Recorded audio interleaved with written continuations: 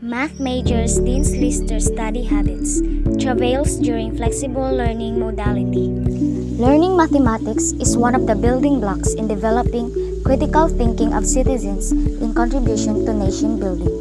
According to Capono et al. 2019, students' performance in mathematics is vital for the growth and development of the country. Moreover, the study emphasizes that these performances in mathematics has been seen one of the top priorities of several nations that needed to be developed. Study habit is the habitual practices such as reading, taking notes, holding study groups, which the students perform regularly and habitually in order to accomplish the task of learning. Study habits can be described as effective or ineffective depending upon whether or not they serve the students well.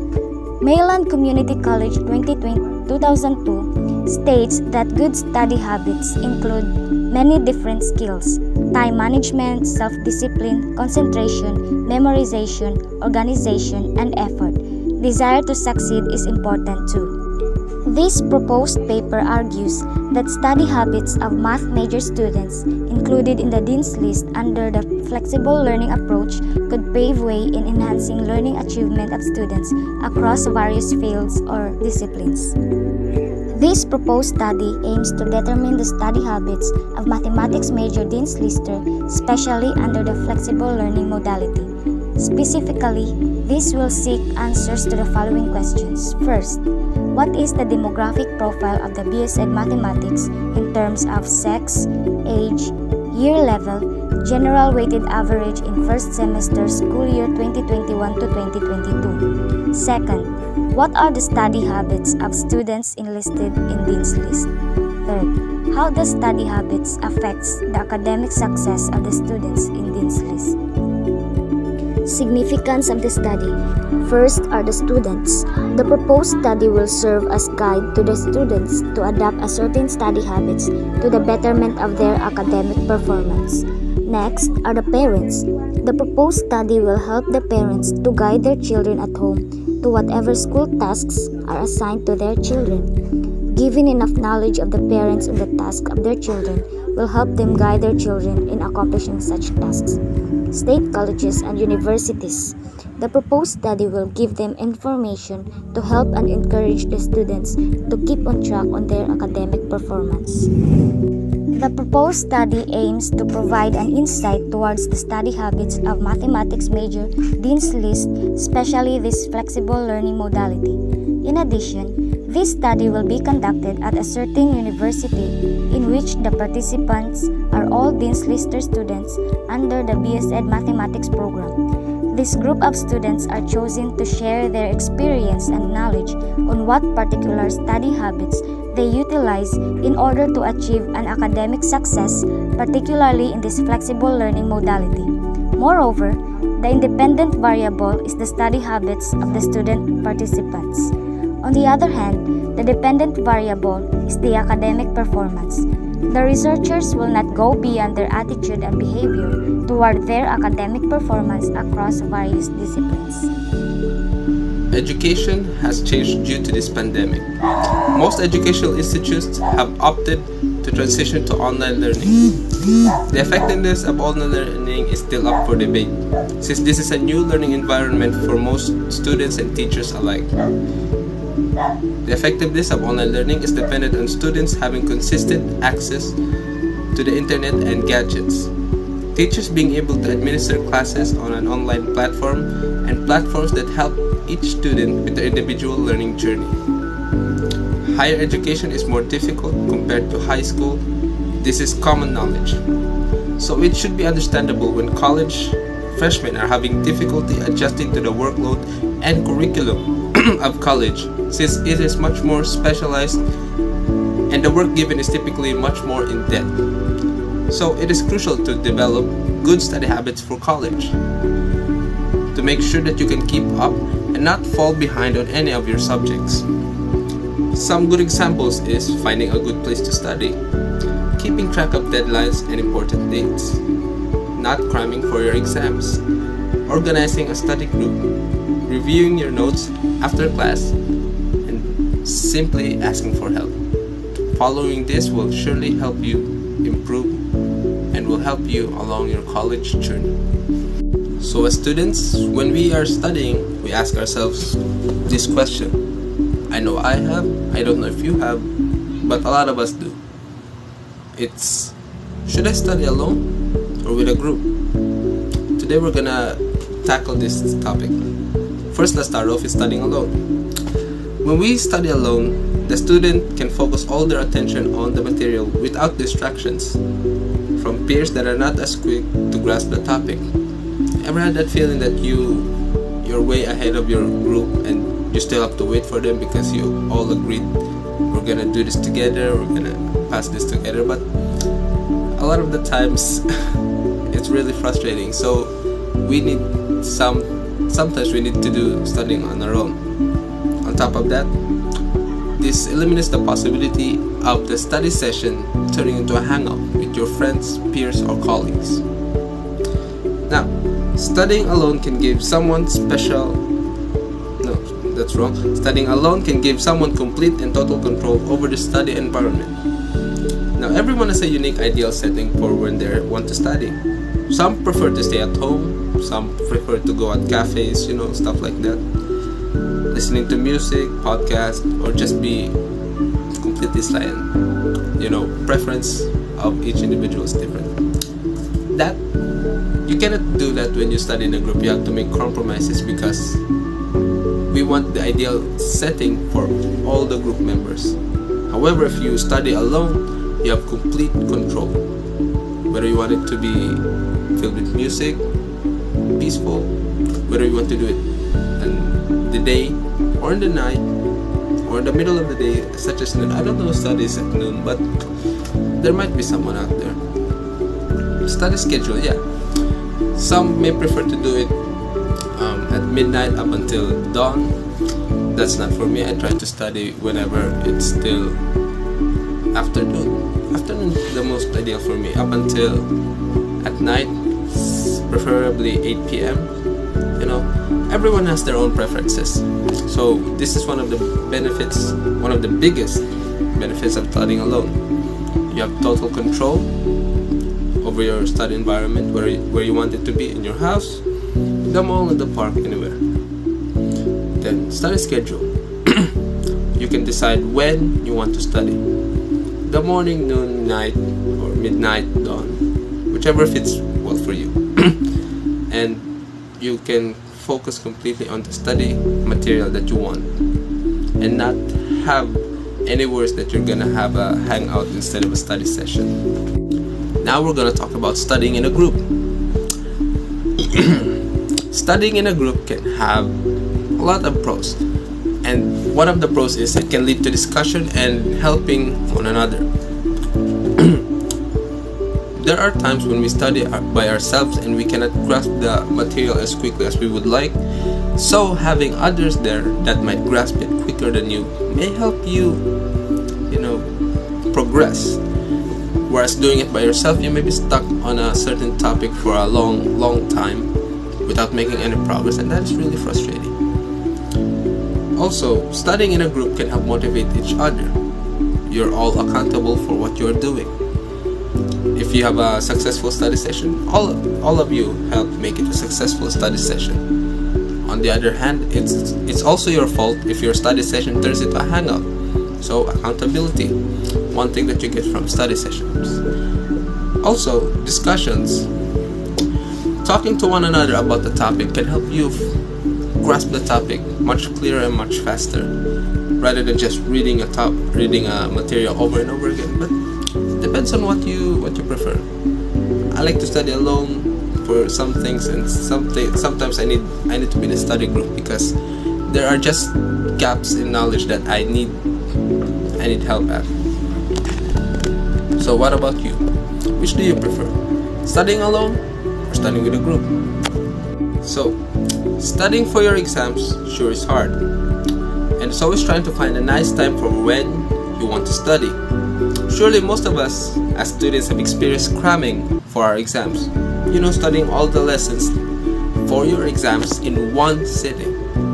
That's kind of absurd. That's one whole semester worth of lessons and you just want to do it all in one sitting. That's absurd.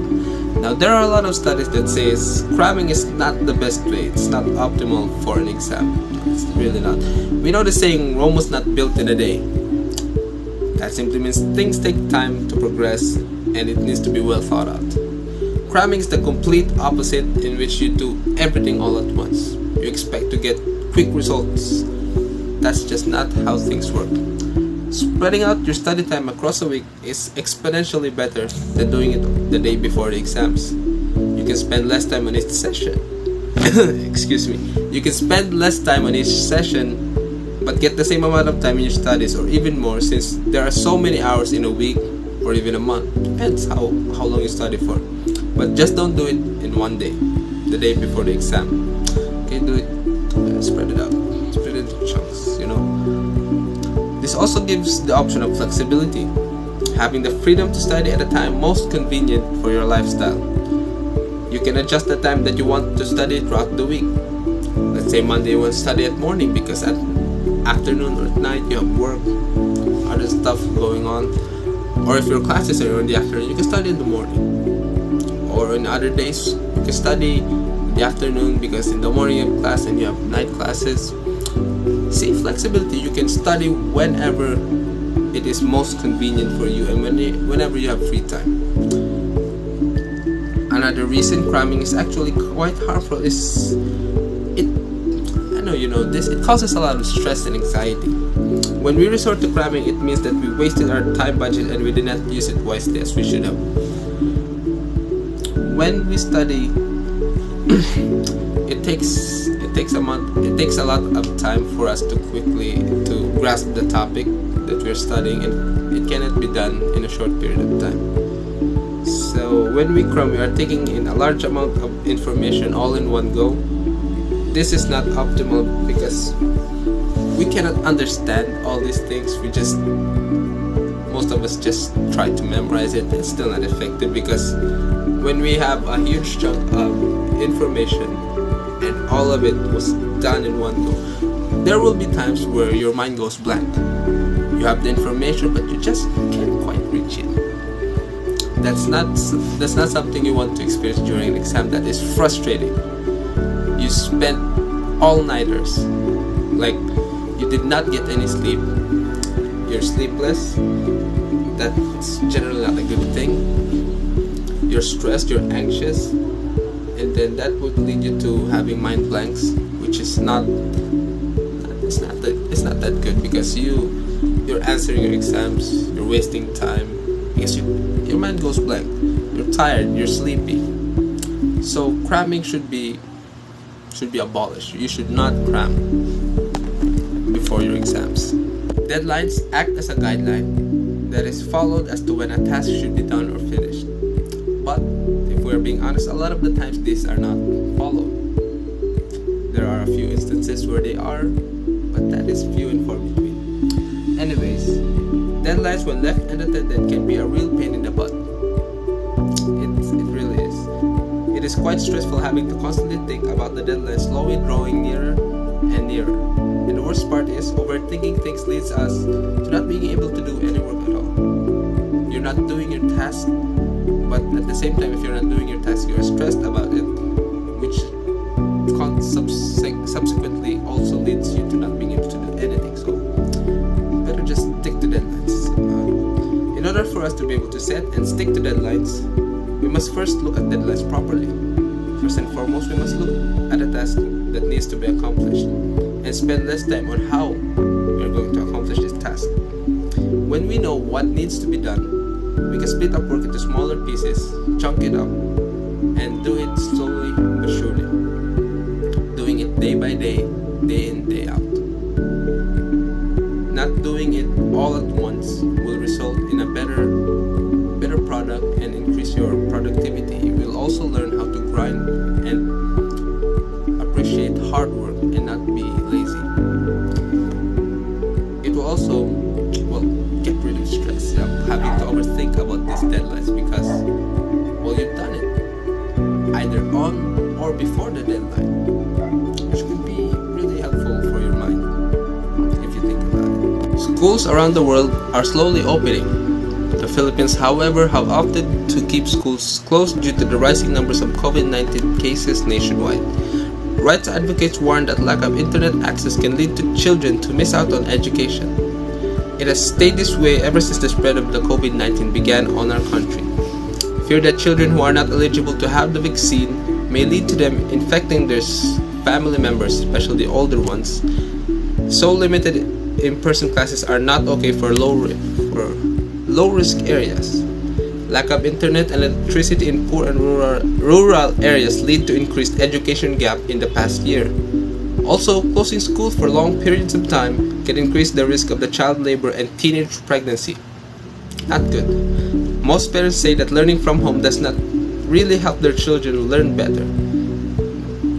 There are those that show lower proficiency in certain subjects such as mathematics and English.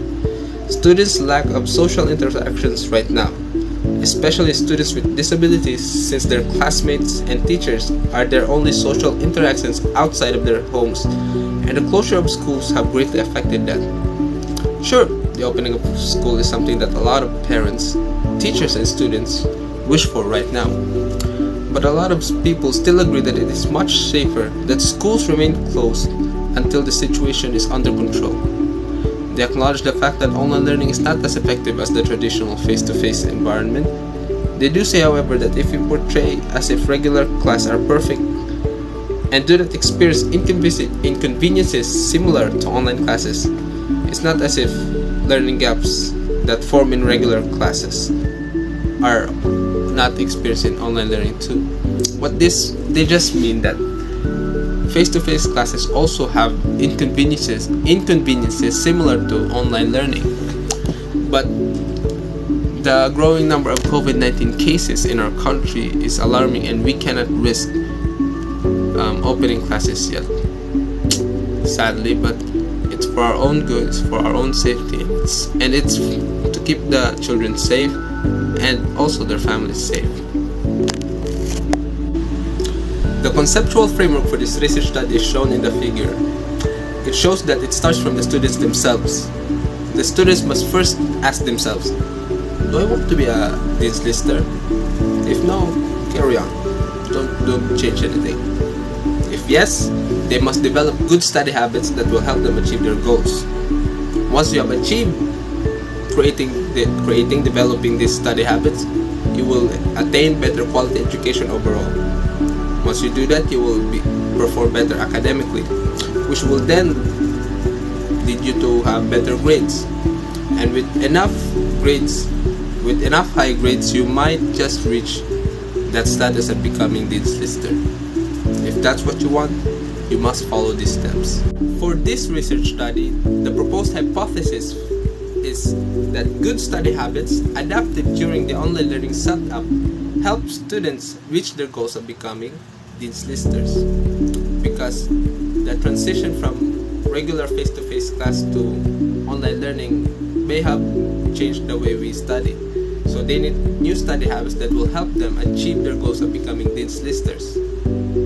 So for the research design, this proposed study will utilize a qualitative research type, specifically case study. Now, Yin, 1994, defined a case study as an empirical inquiry that investigates a contemporary phenomenon within its real-life context, especially when the boundaries between phenomenon and context are not clearly evident, and relies on multiple sources of evidence.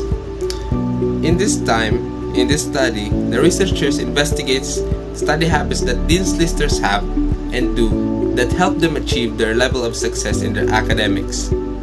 Since this study is a real-life event such as the life of the individuals, namely the students, this research design and approach is appropriate and suitable to use. The proposed study will include students from the 2nd to 4th year of the Bachelor of Secondary Education major in Mathematics program enrolled in the academic year 2021 to 2022. The respondents will be determined based on their ratings and their overall weighted average, or GWA. Furthermore, the proposed study will only include include students on the Dean's List whose GWA is 1.50 or higher and does not have a ratings of less than 2.6. In general, participants should qualify the aforementioned qualifications by completing a pre-survey questionnaire. The researchers will employ the propulsive sampling method to identify participants who will aid in the achievement of the proposed study's goal. To accomplish this, the researcher will administer a pre-survey questionnaire, the results of which will be used to select Dean's Lister students based on their given ratings and GWA. The identified students will then be the subject of the proposed study.